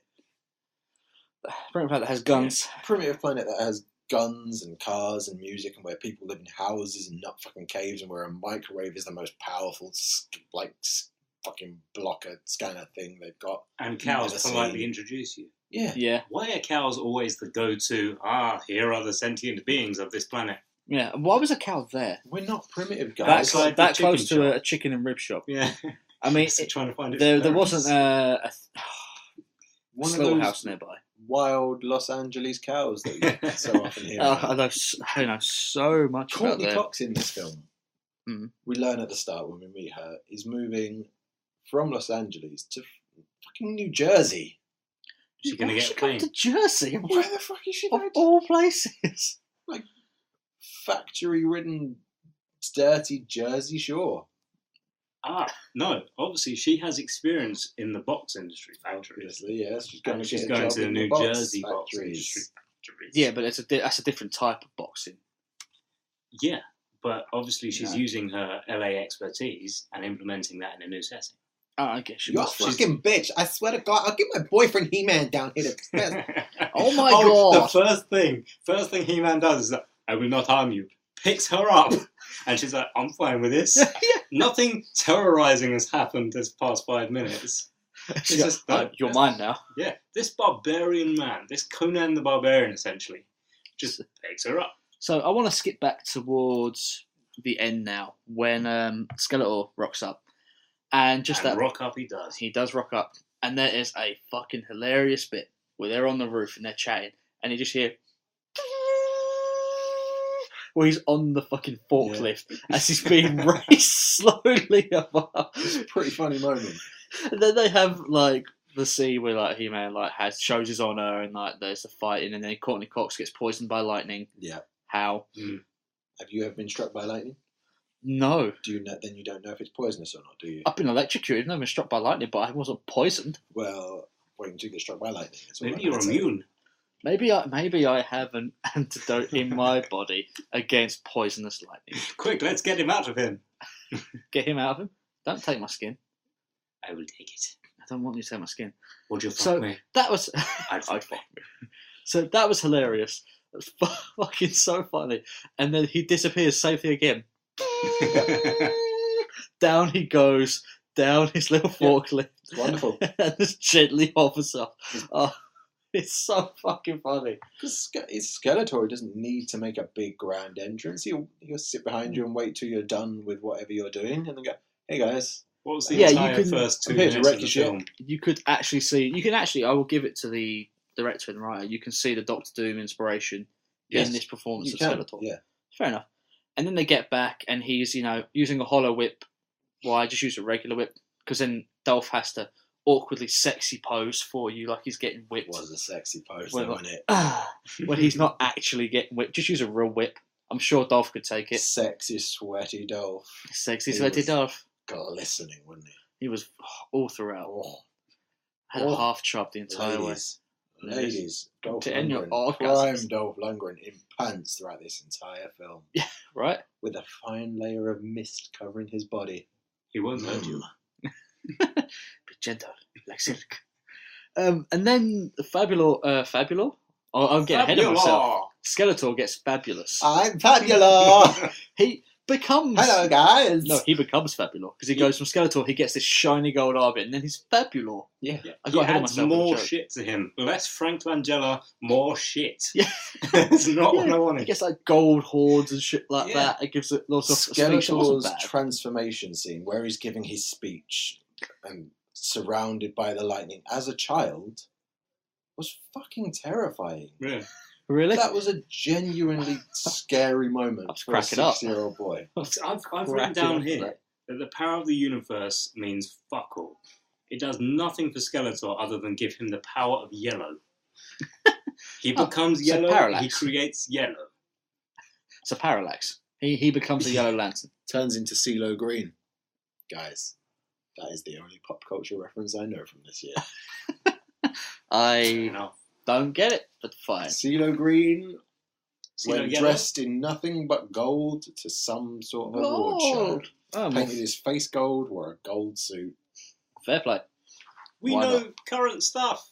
I know. Oh yeah. Yeah, true. I didn't want to show this first, but I thought you'd like that, Ash. I literally also wrote Hey. boring and encircled it on my notes. Guys, it's not boring. It's really not boring. Why, did you not That's- fall asleep until the end? It's That- such a good film. That's what reminded me as well. It reminded me of like the ending. It very much reminded me of Lo Wang from Big Trouble in Little China. Mm-hmm. I got some Lo Wang vibes coming out of that. You know. just kind of the script. Yes. Yeah. The script, his kind of Big Trouble in Little China is a fantastic film. Like there are whiffs of it in this with his speech and his fabulous golden armor. Fabula! Fabula. Yeah, I mean it gets better at the end. There's like a whole hour in that middle.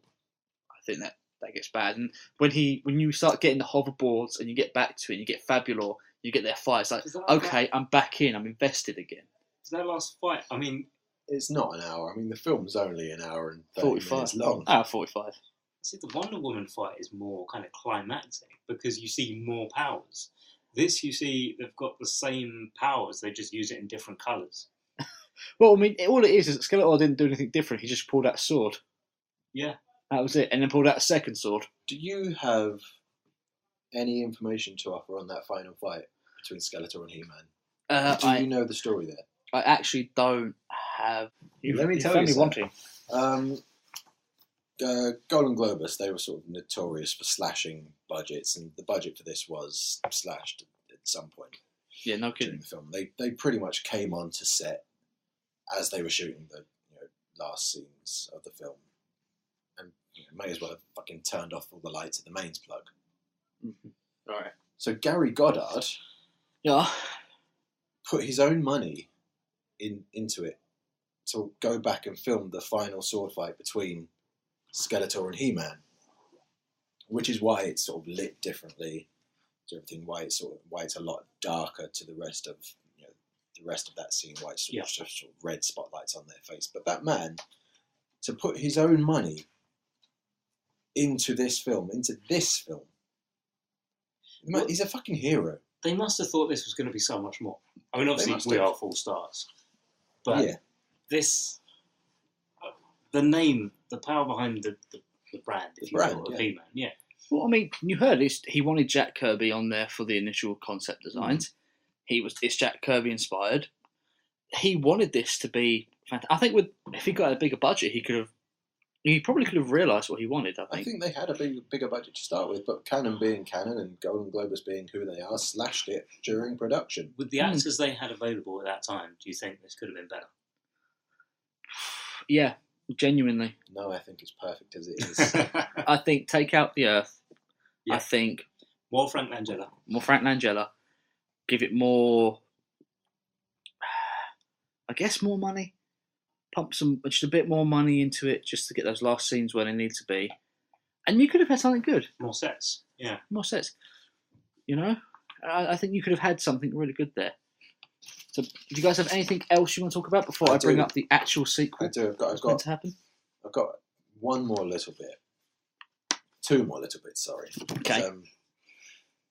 End of the film, sort of, Skeletor's been pushed down the pit into his fiery doom. Spoilers. That post-credit sting, that's 4 seconds long. Yeah.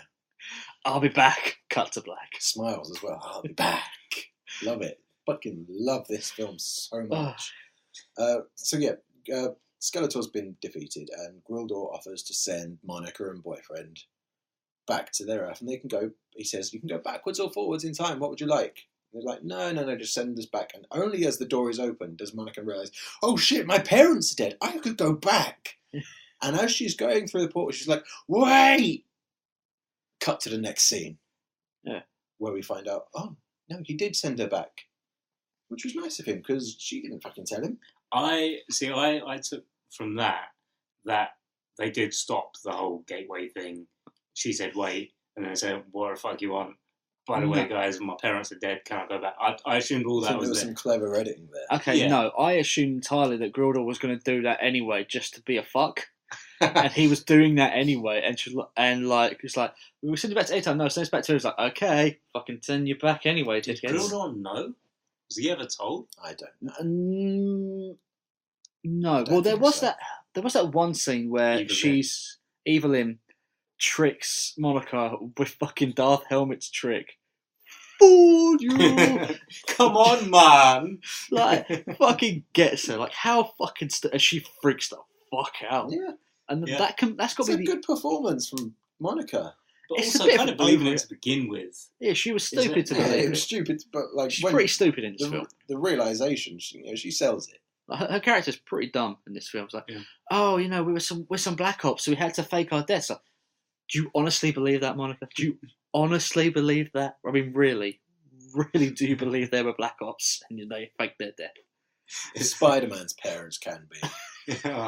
Don't fucking talk to me about the Ultimate series, which got turned into the Amazing movies. I fucking want to know. Mm-hmm. Okay. Her parents just wanted to go to the beach to get rid of all the mines.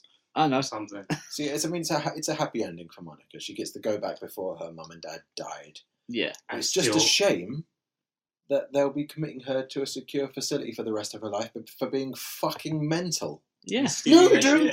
don't. I have a really bad feeling. I'm going to steal your plane tickets. And run out in the street in my nightie. My boyfriend's there.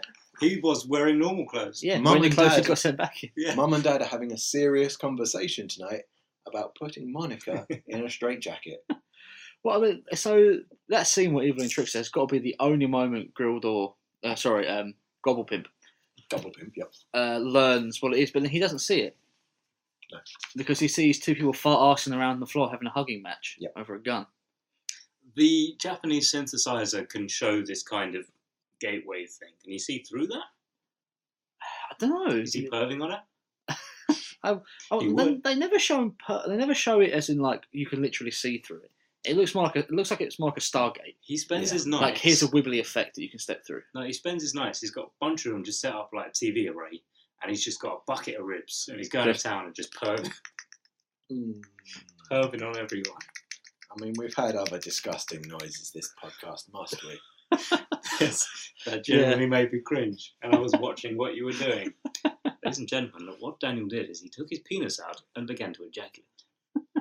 The monitor, He went straight to ejaculate. I was straight to the MacBook monitor now is just It's just covered in ectoplasm. talk about your sticky keys. Oh, hey, hello.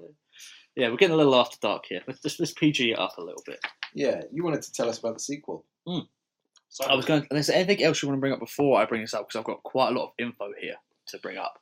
I mean, not really. I mean, I'll sum up my thoughts and say that the film was, and I do believe this, I had a lot of fun with it. I would recommend it to anyone who wants to have a fun time. all seriousness, really, did you? Yes. Hand on heart, Go on hand on my heart, I enjoyed this film and my time with it. Ash, did you? Do I need to ask? then. We have very similar notes. very similar notes, but you've obviously got more. So I think you paid more attention, and I was busy playing Crusader Kings 2. So, But you guys, I have about 10 pages in notes. I have the most notes. And if we're going on amount of notes, then my opinion counts for the most. Watch the film. Like I said, I think it's boring. It loses itself. The central chunk just completely loses everything. You just completely run out of steam. Doesn't pick up against the There last is a section. through line, and Earth is not the Whoa. ideal place for a He-Man it's a film, slack through but line. I won't call it a through line No, because because even the action scenes they're not exciting. They're like, oh, what now? It's that. It's okay. Something you're trying to make me the watch. thing is, What I is didn't it? think the action scenes were bad for the movie for the time. it's a fun 80s B-movie based off a children's Saturday is. morning cartoon. It no, is. I couldn't And I if you're couldn't give looking it for that. a bit of fun cheese, because you then can it's really find go. There's you so can much find better 80s Oh, B there are movie better, stuff. yes, but I mean, this You know? is still... If you want some B-list material stuff, go watch something called GoBots. You know, that was a Transformers ripoff. that was the Does it Transformers have a ripoff. live-action movie? It may do. It had a series. I had a figure of the one who could transform into a scooter because that was the coolest one. He says their a Bumble- razor scooter. No, even worse. It was one of the blocky, very square scooters that just very clearly was not aerodynamic. I like the GTA Vagios. Yeah, sort of thing. Cool. It was one of those scooties. Or a Uh, Vespa? yeah. if He- you live in he the was- real world. Vagio. He was their version of Bumblebee. But if you like, even that's more enjoyable. Bumblebee was a This. scooter. No, that was their Bumblebee version tuna? of Bumblebee. Bumblebee said. Bumblebee, you heard me. I didn't start. So I'm going to tell you then about the actual sequel that Tell us was, about that the was planned. sequel. So the only sort of title count was Masters of the Universe 2 Cyborg, right? Yeah. So the original plan was it followed He-Man returning to Earth to fight Skeletor. Earth is like a post-apocalyptic wasteland at this one.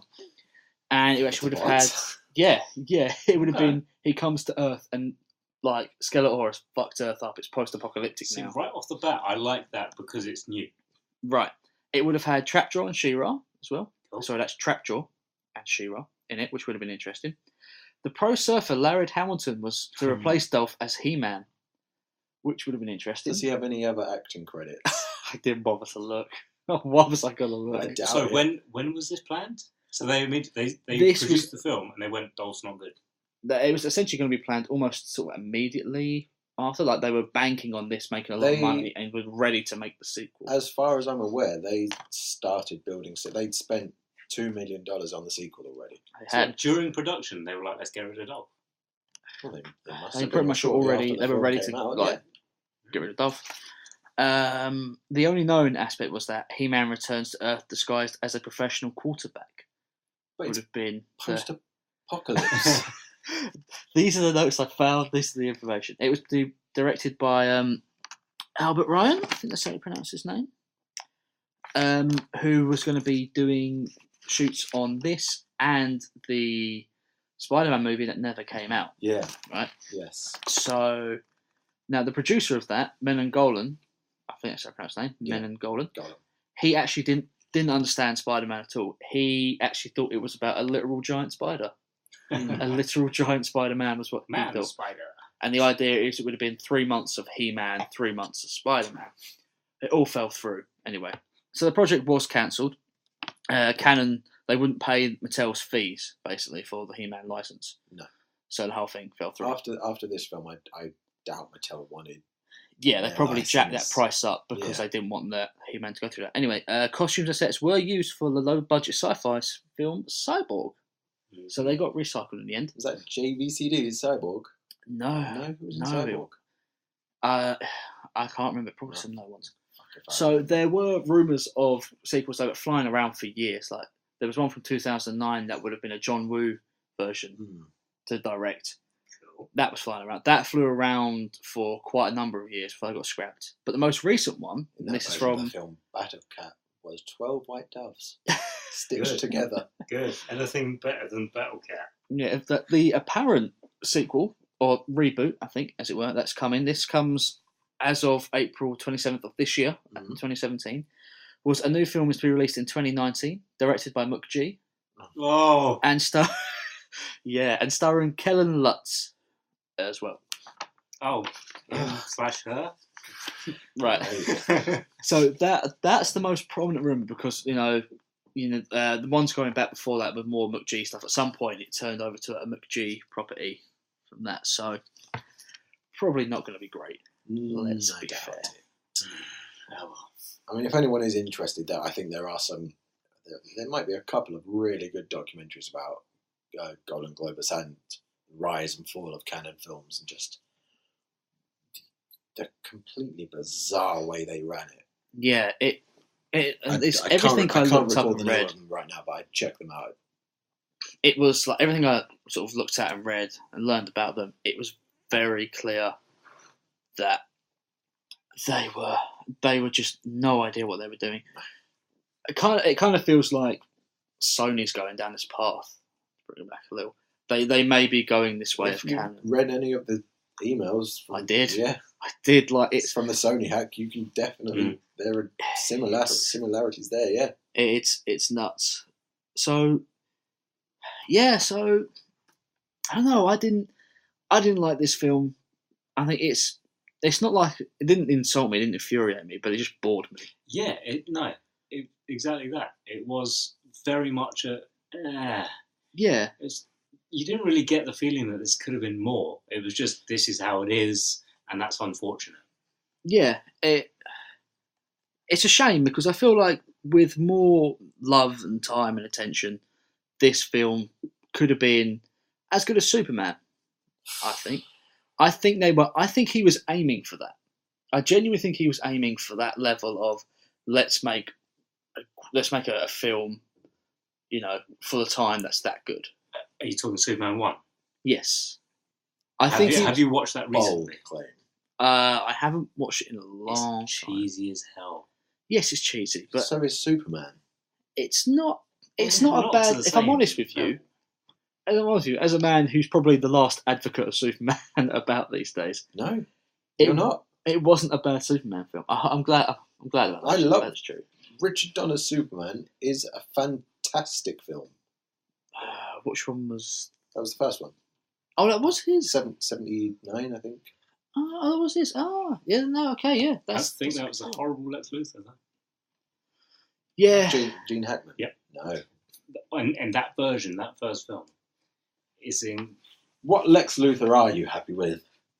Oh, he wants Jesse Eisenberg. I do not want loves Jesse Jesse Eisenberg. Eisenberg. I want That's the one he wants. I want the Grandma's Superman Peach Tea. TV series. That Lex Luthor. Are you talking the old black and white serialised one? No, Or are you the talking the one New with- Adventures of Lois and Clark? Yes, Adventures of Lois Clark. Okay, that's fine. Because he was actually a good Superman as well. Yes, I he missed was. that show. I missed that show. That's a good show. They put off the wedding in that show because of the Death of Superman comic was running at the time. Yeah. So they delayed the wedding of Lois and Clark. With all the for a while. revival series, maybe we get a Lois and Clark revival. That actually, We'll find out what happened to that baby at the end of series 4. I'd be really happy with it. Whose baby Right. was that? Do you know, Superman. I feel like The that answer's was. Superman. I feel like that was to set up Supergirl. I feel Probably. like probably. Anyway, shall we get on to our pitches then for sequels? Yeah. Let's do pictures, shall we? Okay. Who's it started last time? Not a clue. I started last time. Okay, Lewis. You I'll started start this time. Well, my sequel pitch. There's a scene in this film with Evelyn and Skelly. Mm. They're talking about He-Man. If Skeletor kills him, then he makes He-Man a martyr or a saint. Mhm. If He-Man dies on Eternia, and I like that scene, and I think that's where we go with the prequel. We kill off. We have Dolph Lundgren return, Mhm. and we kill him off pre-credits, like the opening of Skyfall. Right. And the rest of the movie is a flat-out battle for Eternia, and the army, like the good guys' army, is led by Prince Adam. Because, as we learn in this film, keeping it in universe, it's a sequel to this film, that the master of the universe, the He-Man mantle, is just for whoever wields the power of Grayskull. That's why Skelly goes all gold at the end.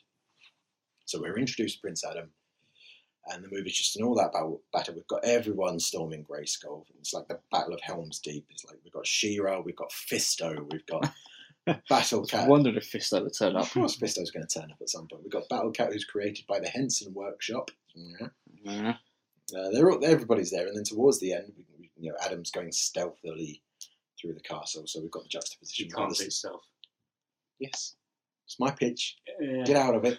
So we've got juxtaposition Hands there. off. We've got Adam going through the castle all stealthily, taking out people one by one, and they've got a big battle outside, like Helm's Deep. So we've got the tense, sneaky actions, a massive battle outside, and then Adam gets the sword and holds it high and proclaims, "By the power of Grayskull, I have the power." He delivers the line properly, because in Masters of the Universe, not delivered properly, which yeah. was annoying. And the last 20 minutes is just a one-on-one battle between him and Skeletor, like the fucking Raid.